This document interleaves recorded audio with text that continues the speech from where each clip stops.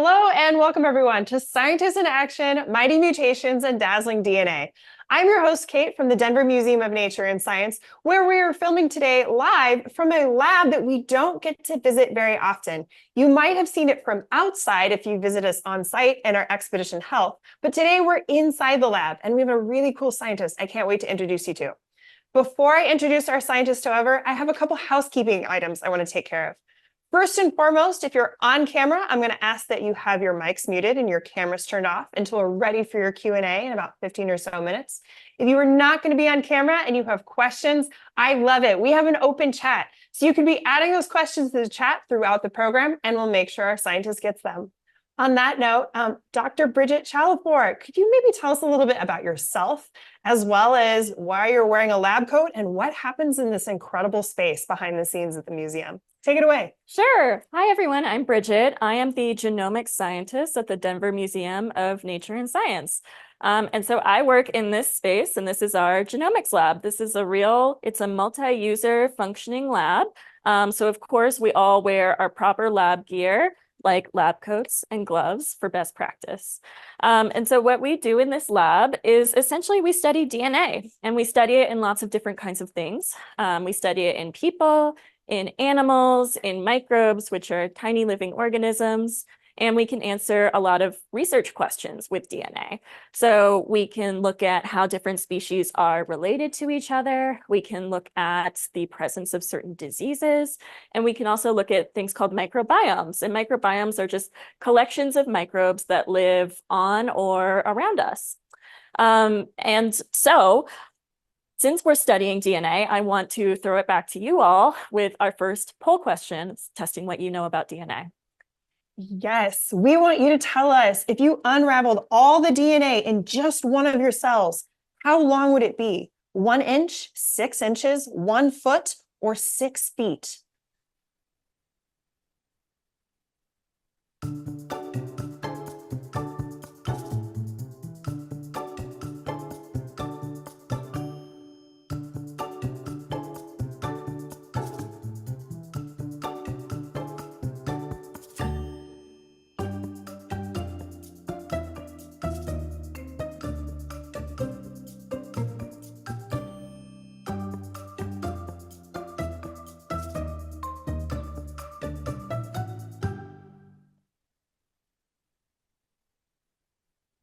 All right. Oop, it looks like we have a couple guesses for 1 inch. No guesses for 6 inches or 1 foot, but the high majority of folks said 6 feet. What's the right answer, Bridget? So most of you are correct. The right answer is 6 feet. So in just one of your cells, if you unraveled all of your DNA, obviously it's not this big, but if you unraveled all of it, it would be 6 feet long. So for reference, I'm about 5'3". My DNA in just one of my cells would be even taller than I am, which is pretty cool.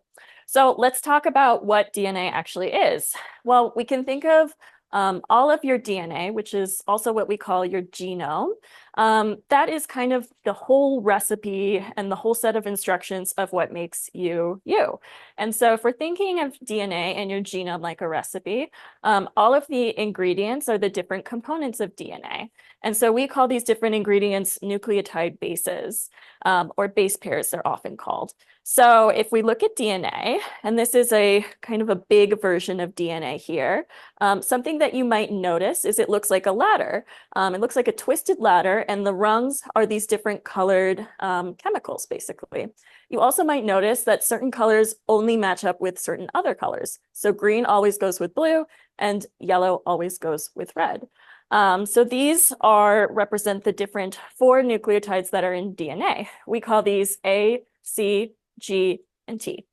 And we know that certain bases only match up with other bases. So we know that A always goes with T and C always goes with G. And the way that I remember that is I remember that apples grow on trees, A and T, and I remember that cars go in the garage, C and G.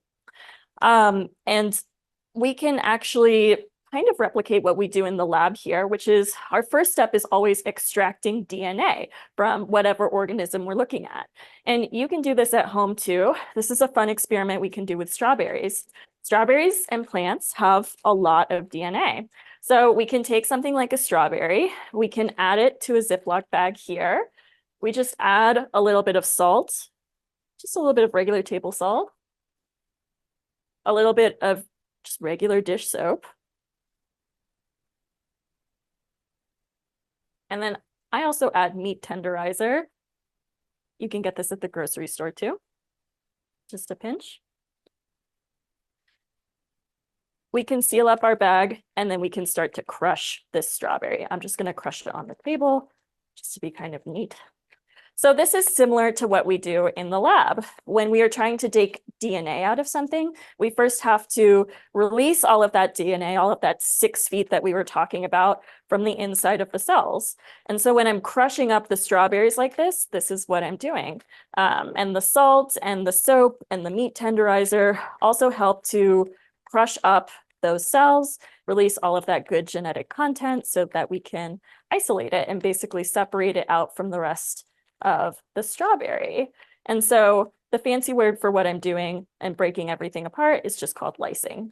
So now that I've lysed my strawberry, I'm just going to set it to the side for a minute and we'll come back to this later. So something cool about your cells is that they have all of the instructions about what makes a cell inside of them. So when you make new cells, they already know what to do because they have a full set of your DNA inside of them. So if we think about DNA like this twisted ladder, you'll notice that there's 2 sides, and this whole strand can actually split into these 2 half strands. And this is how you make new DNA. So one strand kind of unzips like this. And since we know that cars go in the garage and apples grow on trees, your cell automatically knows which bases or which ingredients have to match up to make a new set of DNA. And your cells are really good at this, but every once in a while they can make a mistake. And we call this genetic mutation. So you may have heard of mutations or mutants before. Sometimes it's presented as a really scary thing, but actually mutations can be good, they can be bad, or they can just be neutral and not really do anything. And the chances of a mutation are about 1 in 10 billion, but they still do happen a lot. And basically what happens is if we're thinking of DNA like a recipe and the bases as ingredients, if we switch out one ingredient for another, you can get a new recipe. So imagine I'm making chocolate chip cookies. If I switch out that one ingredient of chocolate chips and I add raisins instead, I get a totally different cookie and I get something that I personally find really gross.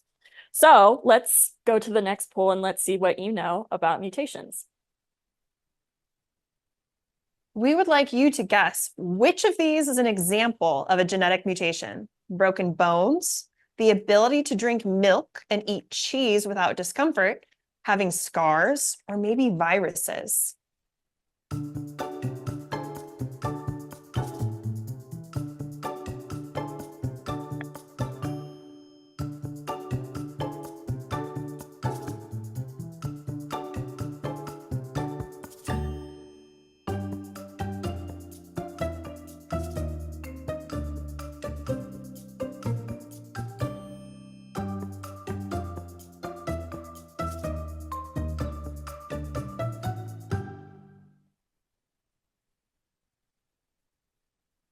Ooh, this was kind of a trickier one. We might have gotten a few folks. So it looks like 3 classes said the ability to drink milk and eat cheese without discomfort. 1 person said scars, but actually the majority said viruses. So what's the right answer? Okay, so we did trick some of you. The correct answer of a genetic mutation is being able to drink milk and eat cheese and really all dairy without discomfort. So actually, the kind of unmutated condition for people is not being able to eat and drink those things. I'm one of those lucky people who has that mutation, and it kind of feels like a superpower to me. And speaking of superpowers, you may have heard of mutations in that context before. So maybe you've heard of the Teenage Mutant Ninja Turtles or X-Men or Spider-Man. There's lots of examples of really cool mutations that give you special powers in pop culture. But mutations in reality exist all around us. So if any of you have blue eyes, that could be a mutation. If any of you are able to sleep for less hours per night and still feel really rested, that's another mutation. It's often called the super sleeper mutation. And now that brings us to our third poll question. Go ahead. All righty. Which of these is an example of a real-life superpower caused by genetic mutation? The ability to read minds, to regenerate limbs, the ability to run longer and not get tired, or, ooh, this one's awesome, to shoot spider webs out of your wrist.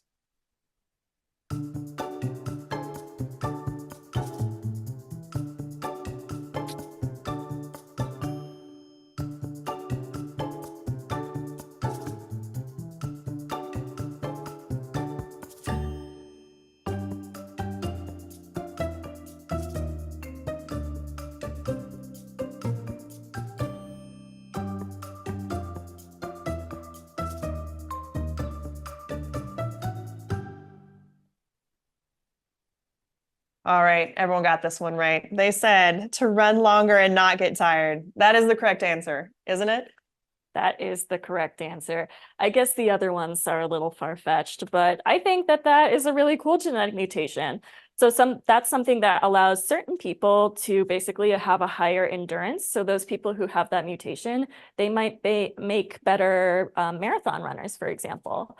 So mutations are really cool. And the way that we can study mutations in the lab, as I said, is starting with DNA and kind of seeing how those ingredients change. So let's go back to our strawberry DNA so I can show you what DNA looks like. I just put the crushed strawberries into this little beaker here. And now I'm going to add, this is just rubbing alcohol. We call it isopropyl alcohol. I'm just going to pour it along the side of the beaker in about an equal amount as the strawberries mixture. So you'll see that there's kind of a separation of two layers there. You can then take a toothpick and kind of swirl around. And hopefully we start to get kind of this whitish color. This might have to sit for a little bit longer, but I have an example here.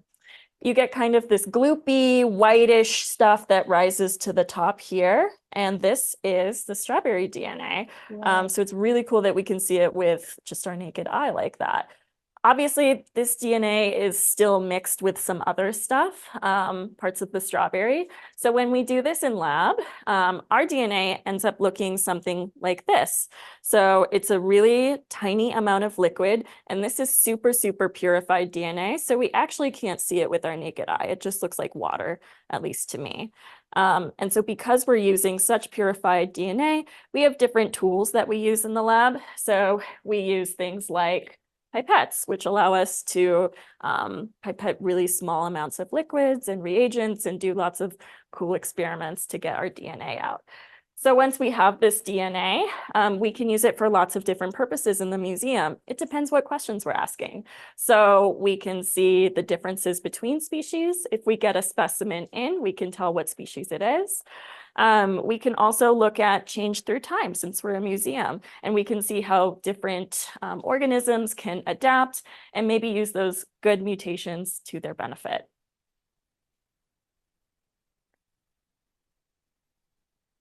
I love that. Okay, I'm going to throw a chat question at you, if that's okay.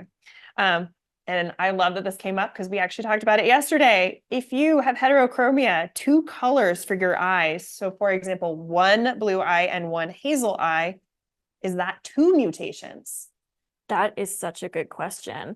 And I was thinking about it yesterday. We were talking about eye color, and eye color is something that is super complex. So it's actually really rare that one of your genes will correlate with one trait.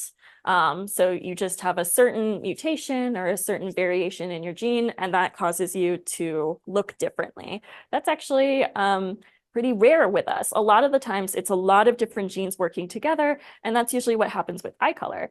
Actually, with heterochromia, that's not a genetic mutation.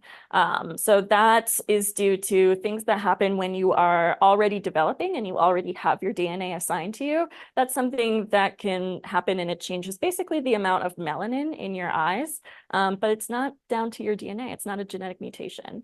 However, if you have a dog, like a husky, and your dog has two different colored eyes, that actually is a genetic mutation in dogs. And that's why you'll see it a lot more common in dogs than you would in people.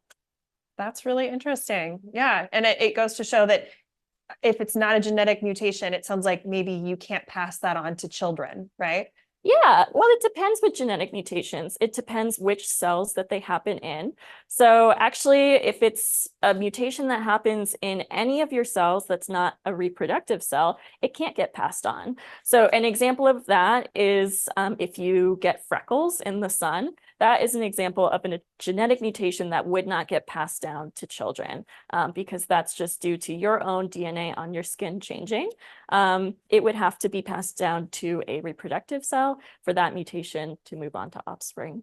Super interesting. Okay, here's another DNA kind of question specific about the shape. Why is DNA in a coil, or why is it in that double helix? Yeah, so basically you have a lot of DNA, right? So you have all of this DNA, and if you stretched it out, it'd be really long. We have to coil it up to store all of that really good genetic information inside of us.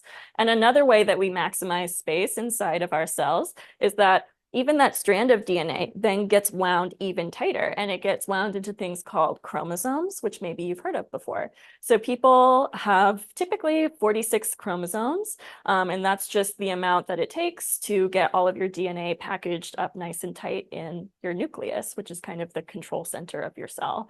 The amount of chromosomes can depend on what kind of organism that you are. So plants can have a lot more chromosomes. Even dogs have more chromosomes than us. I think they have 79. Yeah, so it's a nice way to save space and pack a lot of really good information in a small amount of space. Very cool. And to highlight, I guess, that kind of plants having more chromosomes, is that why we see so much DNA on that strawberry, for example? Yeah, that's exactly why. So for this strawberry, one of the reasons why it makes, and fruit in general, make a really good organism to extract DNA from is because they have 8 sets of chromosomes.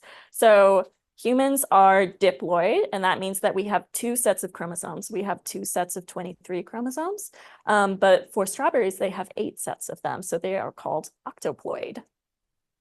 Wow, that's super interesting. Okay, we're getting some more chat questions, but I do want to go ahead and invite our crew to join us on camera. So at this time, if we could have maybe Shauna Hammond's group, I think that's Bridget's elementary. If you want to unmute and bring yourself on camera, we can't wait to hear your questions for Bridget. Why is Wait, just a second. why is our DNA so close to bananas? Why is our DNA so close to bananas? I love that question. It is kind of bananas to think about. I love that question too. Our DNA is really close to a lot of different things. And actually, your DNA and maybe the person sitting next to you are 99.6% similar. So a really small amount of DNA is actually responsible for the changes and the way that we look and behave, the differences between people. And it's the same for a lot of different organisms. We do a lot of similar things. And actually, a lot of our genome, so that entire set of DNA that we have, a lot of it doesn't even turn into genes and code for proteins. A lot of it we used to call it junk DNA, and we didn't really know what it did. But actually, a lot of it is responsible for turning certain genes on and off and kind of differently expressing different genes. So that's one of the reasons why bananas are so similar to us. Very cool. We don't look similar, but I guess it's our distant cousin, the banana then. Yeah, it's really only a small amount of DNA can make a really big difference. That's really cool. That was a great question. What's another question from Bridges Elementary? What do you see the liquid looking water with? Oh, what can I see the liquid looking water with? So I think you're talking about our really small, the DNA that kind of looks like water. So the way, if we wanted to look at this DNA, there's a few ways that we could do it. We can't see this with the naked eye, so we'd have to use like a really, really powerful microscope. Another way that we look at it, and I think we actually have B-roll of this, of visualizing DNA, is we can actually look at how light wavelengths kind of refract off of the DNA. That's one of the ways that we can actually see how much DNA is in here, because unlike the strawberry where it all clumps together, we can't visually see the DNA. So we use kind of a fancy machine that just uses light properties to tell us how much DNA is in something. Wow, that's wild. And yeah, really hard to imagine how much DNA is in there, especially because we can't see it with the naked eye. That was a great question. Let's go ahead and get another question from Bridges Elementary. Is it possible to have A go with C, or like red go with blue? Oh, yeah. Oh, okay. I see what you're saying. So is it possible for apples to go in the garage and cars to grow on trees, I think is what you're asking. So it's more common that you might, well, actually, let's back up. There are a lot of different mutations that can happen. So sometimes it really is just one ingredient getting mistaken for another, and that can happen. Sometimes what happens is that we just actually lose a puzzle piece. So let's say that this goes A, T, C. Sometimes a mutation is we just kind of forget about the T and then we just go straight to C. So that can happen. We can also get an extra letter added in. So it can go A, T, G, C instead. So really, there's lots of ways that these different ingredients, these different nucleotides can get mixed up. And so there's a lot of different examples of mutations. Wow. And I want to ask really quick before we get another classroom question, when mutations happen, do our cells know that they're happening? Does our body have a way of seeing that a mutation's happen? Or is it like all this stuff just goes unchecked when it happens? That's a really good question. I mean, it happens very rarely. And sometimes, as I said before, it just doesn't do anything. So sometimes if it's a mutation that's totally neutral, sometimes you'll get another letter substituted in, but it will code for the same protein. And so your body doesn't even really care. It's only when it's coding for something differently that your body will notice. So these different ingredients get made into, if we were making a cake, for example, these ingredients would make the batter would get baked into a cake. And so at the point where it gets baked into a cake, I hope I'm not losing you in the metaphor, but where it gets baked into the cake is where your body would start to see differences. Maybe it would bake better or worse. Very cool. And I guess sometimes if you're thinking about that recipe, you know, a little bit of extra sugar or a little less vanilla might not make a huge difference. But if you're putting in salt instead of sugar, that's going to taste a lot different. And that genetic recipe might then really show up with those mutations. So yeah, exactly. And I will say most mutations we don't notice. They don't really cause any noticeable change. So that's another reason why mutations are not really that scary. very cool. Kind of interesting to think maybe what mutations we all have inside of us right now. Let's go ahead and get another question from Bridges Elementary. Do twins have the same DNA? Do twins have the same DNA? That is a really good question. So twins do have very similar DNA. So when you're getting DNA, not just you, but a lot of organisms, you can get some DNA from one parent and some DNA from another parent, and they can mix up and jumble together. So for twins, it kind of, you have these different versions of different genes. And I think it depends on what kind of twin that you are, how similar that you are. But typically, yeah, twins do have very, very similar genetics to each other. Very cool. So, and I think one thing to think about is if those twins are fraternal, right? They're siblings, but they did not come from like that same original cell. They didn't split apart. Their genetics might be just as similar as your genetics are to a brother or a sister or someone at home that you share DNA with. But if you are identical twins, those are when that DNA actually kind of split into two identical ones, correct? Yeah, so identical twins would be more similar genetically than fraternal. Very cool. But it sounds like genes even can change over your lifetime, right? So yeah, genes can change, and you are not at the mercy of your DNA. So your DNA is responsible for certain things about how you look and behave, but also a really big factor is your environment and your lifestyle. And the different things that happen to you over the course of your life can also influence maybe how your genes are expressed, meaning which ones are present or not present. very cool. It's kind of cool to think about that we've got a little bit of control of that ourselves. Let's get one last question from Bridges Elementary before we invite our second school to join us on camera.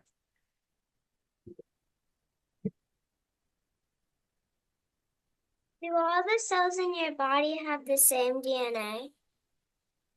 Oh, that's a cool question. That's a very good question. And actually, I'll tell you right now, there are some cells in your body that don't even have DNA. So your blood cells don't have any DNA in them. So maybe that starts to answer your question. The answer is no. Some cells have DNA, some cells don't. And also those cells, again, they decide what things they're going to turn into, if they're going to turn into your heart or your liver or your skin. So they all have different functions, but all of your cells do have your DNA inside of them, except for your red blood cells. Why do red blood cells not have DNA in them? Can we ask that question? You can. I'm not sure that I know the answer to that of why they don't have DNA, but I'll think about it and get back to you. Sounds like a research opportunity. If you have that question, like I now do, you can look it up and please let us know because I'm curious. Those were amazing questions. I can't wait to hear what is next. Let's go ahead and invite Guadalupe Massen's group to unmute and turn on your camera. We can't wait to hear from you as well.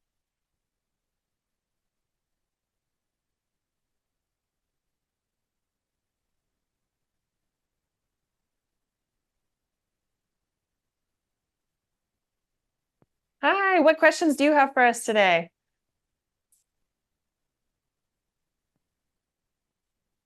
Oh, you might still be muted, my friend. I can see you're talking, but I cannot hear you.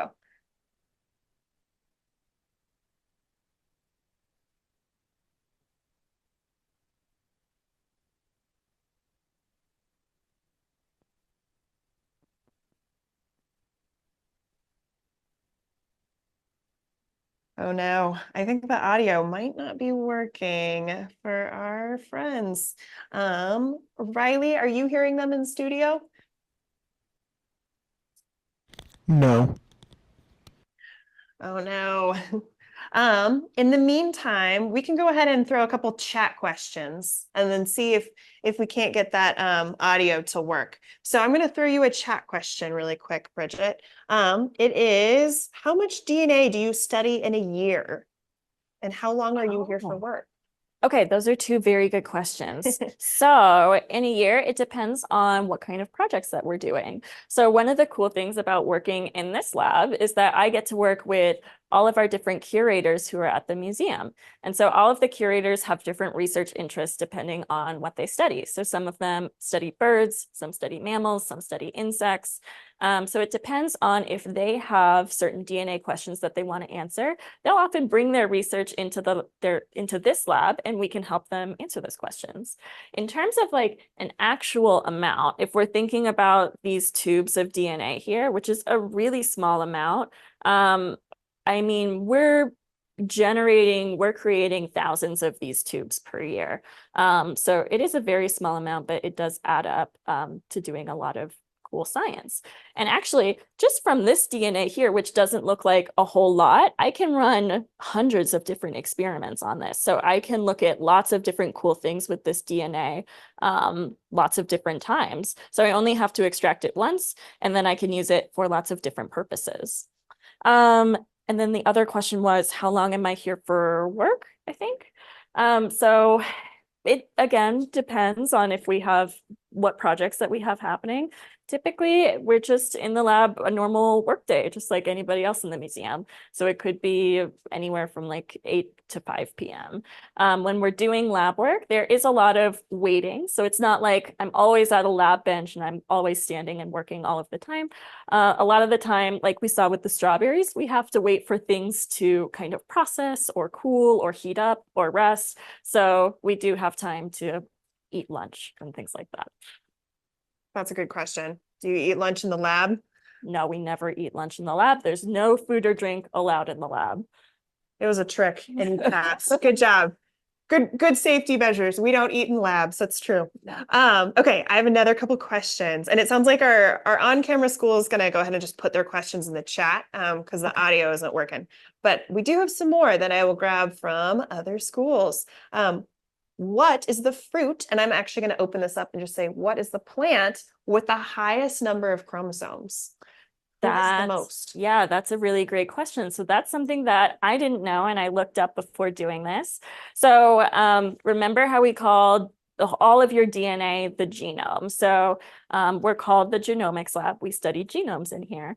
The living organism on Earth with the longest genome, meaning the most of those bases, the most of those ingredients, is a plant, and it's actually just a fern. So ferns have really lots of different DNA. All of it has to get coiled up into chromosomes, and so they have, yeah, really big numbers of chromosomes.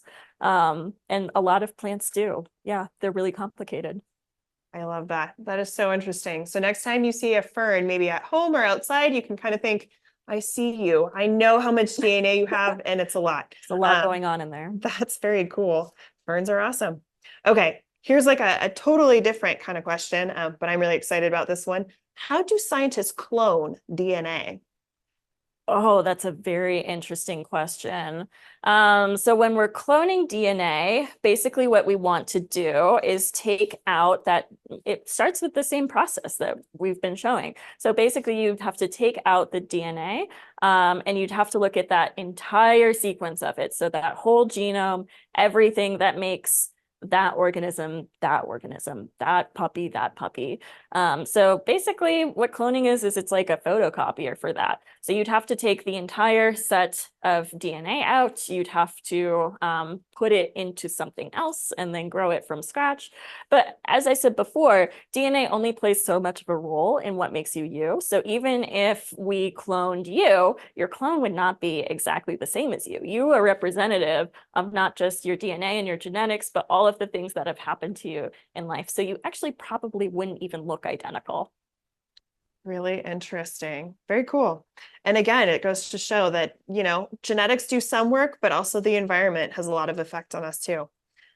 Okay, so here's another question about kind of those phenotypes or what you might look like. Let's say you are really tall, but both of your biological parents are both short. Is that a mutation? That's a really good question. So height is one of those things like eye color that's controlled by many different genes. And so in science, we call that being a polygenic trait. So many gene trait. So height is also one of those things that is influenced by your environment. It can be influenced by the diet and the nutrition that you have growing up. So it is very possible for you to have a very different phenotype, which is how your genes actually look in life, compared to your parents. Yeah, it's the same for eye color. So it is possible for you to have two blue-eyed parents and have a brown-eyed child, or have two brown-eyed parents and have a blue-eyed child. Genetics are really complicated. Genetics are cool, especially if you've got those biological siblings and you look nothing alike. It's always kind of a surprise. You never know until later. So that's really cool. Okay, I'm going to synthesize a couple questions into one. Okay. What does DNA stand for? What is this acronym? So DNA stands for, I'm going to blank on it now, deoxyribonucleic acid. Wow. So we love to do this in science. We love to take a really long word and we just shorten it to letters. So remember, we had these A, C, G, and T. Those also stand for longer names. So A is adenine, C is cytosine, G is guanine, and T is thymine. But yeah, a lot of things in science, we just call them little shortened names, just letters, just to make it easier so I don't have to say deoxyribonucleic acid every single time. Very cool. That's a fun one. So I would challenge you all to not only learn how to say it, but learn how to spell it, because I don't know that I could on the fly. So that's really cool. Deoxyribonucleic acid. Tongue twister. Okay. Here's another question that I've kind of seen repeated, and I'm going to kind of conjoin or like synthesize it. is the bigger the specimen or the bigger the animal more likely to have more DNA and smaller animals less DNA? How does that work? Yeah, that's one of those things where it doesn't necessarily always correlate. So, like we said before, the largest genome is a fern, and you might expect that something like an elephant or a whale would have the largest genome. And it just depends. It just depends on how many things that organism needs to do. So plants do a lot of things, and they need to be able to adapt to a lot of different temperatures and amounts of water and rainfall and drought and things like that. So they have a lot more DNA that allows them to adapt more readily. So that's one of the reasons why plants have so much DNA. But sometimes it does correlate. So something with the smallest genome would be something like a bacteria, for example, which is really teeny tiny, microscopic. You couldn't even see it with your naked eye. So I guess the answer is it depends, but not always. So dogs actually have more chromosomes than people, but most people I know are bigger than their dogs. Very cool. That's a good question. And also, it's a very scientific answer. It depends, and sometimes. I love that. That's very true, especially when you study chemistry. I feel like later on. What is your favorite part of studying DNA and genetics? Oh, that's a great question. So my favorite part of studying DNA and genetics is it's really how many different questions that we can answer using something that's really tiny and something that's really small. So if I'm thinking about what kind of genes that I want to look at, I can use the same DNA because it all has the same genes, and I can just look at different genes and see how they change. And so in people, we have 20,000 genes. That's 20,000 different questions that we can answer. Also, all living things have DNA, so it makes my job really interesting because I can look at people, but I can also look at birds, and I can also look at insects and spiders and bacteria and lots of different things. So each project can be something new, but we can use very similar tools to answer different questions. Very cool. And you just answered another chat question, and it is, does all living things have DNA? So it sounds like yes. Even simple living things like bacteria have DNA. All living things have DNA. Something I get asked a lot is if dinosaurs had DNA. And yes, they did have DNA. The one thing that we're not sure of if it has DNA, well, we know that it has DNA, but we're not sure if it's alive, is viruses. So that's one of those answers to one of those questions I think maybe we tricked you on earlier. So viruses do have DNA. They just can't reproduce unless they are inside of a host, like a person. So there's a lot of debate over if viruses are living or not, but even viruses, which are really teeny tiny, have DNA. Very cool. Are you sure that mind reading isn't necessarily a mutation that you might have? Because you actually just kind of brought up another question from the chat. Let's talk about dino DNA. Specifically, how old can we read DNA for? What's like the oldest DNA we've seen? Yeah, so the oldest DNA that I've heard about is from really still a very long time ago, about 1 million years ago. And I know that we've been able to extract DNA from mammoth molars, so from mammoth teeth. So something like Jurassic Park, for example, where they're taking DNA, they're cloning dinosaurs. Scientifically could be true if the DNA wasn't so old and if it was preserved really, really well. It's just so old that it's really hard to get DNA out of something like dinosaurs. Darn. Yeah. Well, maybe someday. That would be interesting. I guess as a follow-up, how do we know that everything had DNA when we started researching it? Oh, that's a great question. How do we know that everything has DNA? Well, I mean, the discovery of DNA happened really simply, and it just happened by looking at things under a microscope, starting to observe cells. The more powerful that our tools got, the more that we know about DNA. And the more that we know about the function of DNA, the more that we know that it's necessary for every living thing. So everything that basically reproduces needs to be able to make not a copy of itself, but almost a copy of itself. And so you have to pass on DNA. Like I said, it's that set of instructions that makes the cake. It's the recipe that makes the cake. So if you don't have that set of instructions, it would be really hard to make the cake. Very cool. Another follow-up question, Bridget. You're so good at this. Let's ask about kind of like DNA being passed down. the reason why we look like siblings, is Mhm. it because of the DNA being passed down and specifically what that DNA is? Tell us a little bit about family DNA. What does that mean? Yeah, so family DNA, when we're thinking about your genes, and your genes play a role in how you look and how you behave and how your body functions. You get your genes, you have different variations of them. So we all have the same genes. We all have 20,000 or so genes inside of us. Where we get our genes from and the variations within them is from our parents. So we have two sets of chromosomes. We get one set from parent one and one set from parent two. So we're like a nice little jumbled combination. But there is differences in kind of how your chromosomes can form. They can kind of get wrapped up together. Things can be linked together. So certain things that are linked together might be more likely to get passed on. So those linked things might be more similar between you and your siblings. Very cool. Goes to show, like, there's a lot to think about, even within your own families and your own households and your own self, from this kind of science lens, which is really cool. Okay, I love this question. I've been kind of sitting on it for a while.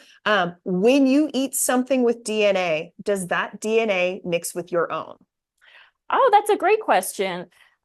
So it doesn't mix with your own DNA in the sense that your cells would be absorbing that DNA into their nucleus. That it would be really crazy, and is really rare in anything besides bacteria.